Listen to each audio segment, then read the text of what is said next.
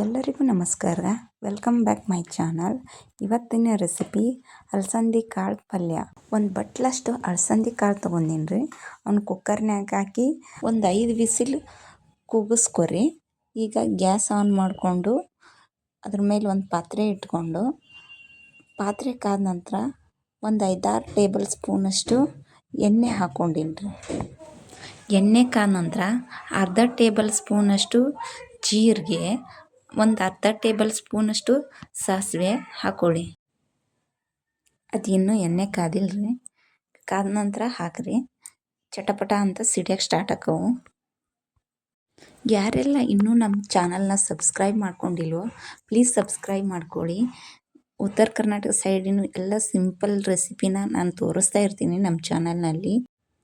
ಈಗ ಇವು ಸಿಡಿಯೋಕ್ಕೆ ಸ್ಟಾರ್ಟ್ ಆದವ್ರಿ. ನಾನು ಒಂದು 5-6 ಎಸಳಷ್ಟು ಕರಿಬೇವು ಹಾಕ್ಕೊಂಡಿನಿ. ಆಮೇಲೆ ಒಂದು ಟೊಮೊಟೊ ಹಣ್ಣು, ಒಂದು 5-6 ಮೆಣಸಿನ್ಕಾಯಿನ ನಾನು ಮೊದಲೇ ಮಿಕ್ಸರ್ ಹಾಕಿ ಇಟ್ಕೊಂಡಿನಿ ರೀ. ಅದನ್ನು ಈಗ ಹಾಕ್ಕೊಳಕತ್ತೀನಿ. ನೀವು ಖಾರ ನೋಡಿ ಹಾಕ್ಕೋರಿ. ಇವು ಜಾಸ್ತಿ ಖಾರ ಇರಲ್ರಿ ಇವು. ಅದಕ್ಕೆ ನಾನು ಒಂದು 5-6 ಅಷ್ಟ ಮೆಣಸಿನ್ಕಾಯಿ ಮಿಕ್ಸರ್ ಹಾಕಿ ಹಾಕ್ಕೊಂಡಿನಿ. ರುಚಿಗೆ ತಕ್ಕಷ್ಟು ಉಪ್ಪು ಹಾಕೋರಿ.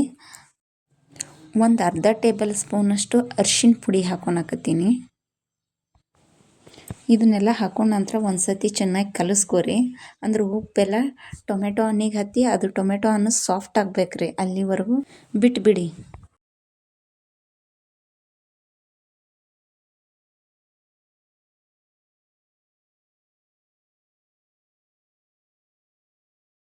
ಆವಾಗಲೇ ನಾವು ಕುಕ್ಕರಿಗೆ ಅಲಸಂದಿ ಕಾಳು ಹಾಕಿ ಕೂಗಿಸಿಟ್ಕೊಂಡಿದ್ವಲ್ರಿ, ಅದನ್ನು ತೊಗೊಂಬರ್ರಿ. ಈಗ ತೊಗೊಂಬಂದು ಇದ್ರಾಗ ಹಾಕ್ರಿ.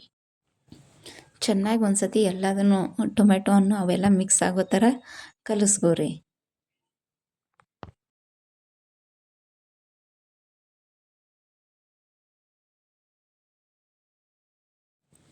ಈಗ ಇದು ಇನ್ನೊಂದು ಸ್ವಲ್ಪ ಕುದೀಲಿ. ಒಂದು 5-10 ನಿಮಿಷ ಕುದ್ರೆ ಸಾಕು.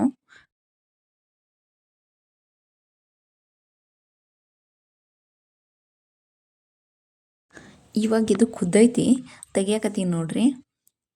ಗರಂ ಮಸಾಲ ಪೌಡರ್ ಹಾಕೋರಿ ಅರ್ಧ ಟೇಬಲ್ ಸ್ಪೂನಷ್ಟು. ಒಂದು ದೊಡ್ಡ ಉಳ್ಳಾಗಡ್ಡಿ ಸಣ್ಣದಾಗಿ ಹೆಚ್ಚಿ ಹಾಕೋರಿ. ಅದು ಎಲ್ಲ ಕುದ ನಂತರ ಹಾಕೋರಿ. ಇದನ್ನು ಜಾಸ್ತಿ ಹೊತ್ತು ಕುದಿಸಕ್ಕೆ ಹೋಗ್ಬೇಡ್ರಿ, ನಾತ್ರಿ ಇದು. ಒಂದು 2 ನಿಮಿಷ ಕುದ ನಂತರ ರೆಡಿ ಆತ್ರಿ. ನೋಡಿದ್ರಲ್ಲ ಎಷ್ಟು ಸಿಂಪಲ್ಲಾಗಿ ಕಡಿಮೆ ಇಂಗ್ರೀಡಿಯೆಂಟ್ಸ್ ಬಳಸಿ ಸೂಪರಾಗಿ ಅಲಸಂದಿ ಕಾಳು ಪಲ್ಯ ಮಾಡೋದು ಹೇಗೆ ಅಂತ. Thank you for watching.